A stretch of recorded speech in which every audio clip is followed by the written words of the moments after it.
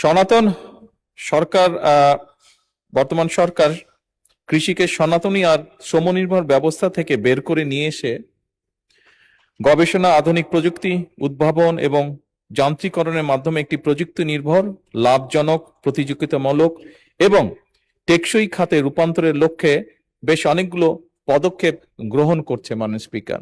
কারণ আজকে থেকে 10 বছর বলি, 20 বছর বলি, 30 বছর আগে আমাদের যেই জনসংখ্যা ছিল, আমাদের জনসংখ্যা অনেক বৃদ্ধি পেয়েছে। তার ফলে আমাদের যে কোনো কৃষিজাত পণ্য উৎপাদন আমাদেরকে বাড়াতে হবে এবং সেই জন্য সনাতনী পদ্ধতিতে যদি আমরা থাকি এই উৎপাদন বাড়ানো সম্ভব নয়। মাননীয় স্পিকার, বর্তমান সরকার যে সকল ব্যবস্থা গ্রহণ করতে চাইছে তার মধ্যে একটি হচ্ছে ডিজিটাল ও স্মার্ট কৃষি ব্যবস্থা প্রতিষ্ঠা।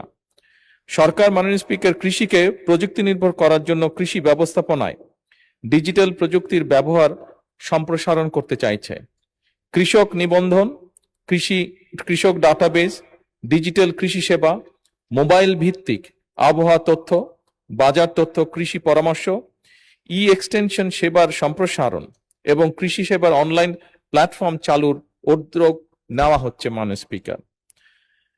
এর বাইরে একই সাথে কৃষক কার্ড, কৃষকের ডিজিটাল ডাটাবেস এবং সরকারি সেবা কৃষকের নিকট সরাসরি পৌঁছে দেবার জন্য কৃষক কার্ড বিতরণ কার্যক্রম শুরু করতে যাচ্ছে ইনশাল্লাহ সরকার।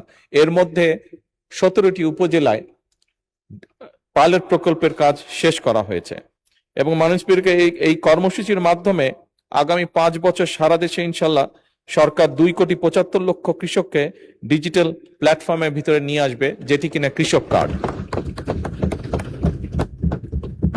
মাননীয় স্পিকার, উৎপাদন ব্যয় হ্রাস, শ্রম সংকট মোকাবেলা এবং কৃষিকে লাভজনক করতে কৃষিকে অবশ্যই যান্ত্রিকরণ করা হচ্ছে।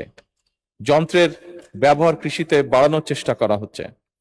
একই সাথে সরকার কৃষিতে রিমোট সেন্সিং, কৃত্রিম বুদ্ধিমত্তা বা AI, internet of things, drone প্রযুক্তি, জিআইএস, স্যাটেলাইট তথ্য, বিগ ডাটা এবং আধুনিক তথ্য প্রযুক্তির ব্যবহার সম্প্রসারণের উদ্যোগও গ্রহণ করছে। এইসব প্রযুক্তির মাধ্যমে ফসলের স্বাস্থ্য ও ফলন পর্যবেক্ষণ, রোগবালাই শনাক্তকরণ, সুনির্দিষ্ট সার এবং সেচ ব্যবস্থাপনা এবং উৎপাদন পরিকল্পনার অধিক কার্যকর ও বিজ্ঞান ভিত্তিক হবে বলে আমরা দৃঢ়ভাবে বিশ্বাস করি। মাননীয় স্পিকার, আধুনিক প্রযুক্তি এবং তথ্য নির্ভর প্রিসিশন এগ্রিকালচার চালু করে উৎপাদন যে খরচ সেটি কমানো এবং কৃষকের আয় বৃদ্ধি করা অন্যতম একটি লক্ষ্য আমাদের। সুষম, নিরাপদ ও পুষ্টি নিশ্চিত করার লক্ষ্যে যথোপযুক্ত প্রণোদনার মাধ্যমে কৃষি খাতকে পুনর্বাসন এবং বিকশিত করারও পরিকল্পনা রয়েছে।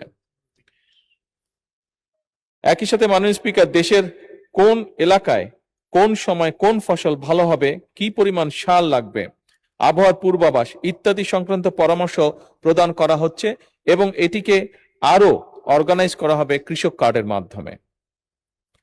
সরকার রাসায়নিক সারের উপরে নির্ভরতা কমিয়ে জৈব সার, বায়ো ফার্টিলাইজার এবং পরিবেশ বান্ধব কৃষি প্রযুক্তির ব্যবহার বৃদ্ধি করারও উদ্যোগ গ্রহণ করেছে।